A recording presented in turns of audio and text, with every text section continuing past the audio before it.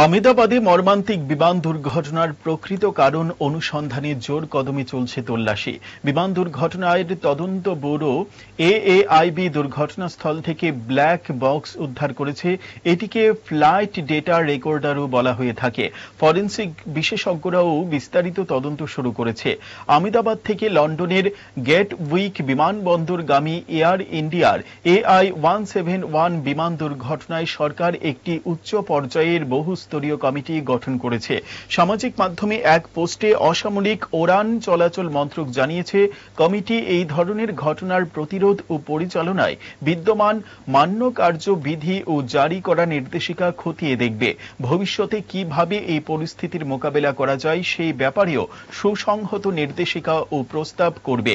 তবে গঠিত নতুন এই কমিটিকে অন্যান্য সংস্থার পক্ষ থেকে চালানো তদন্তের বিকল্প হিসেবে গণ্য করা হবে না। মাসিমণি, কেমন এটা?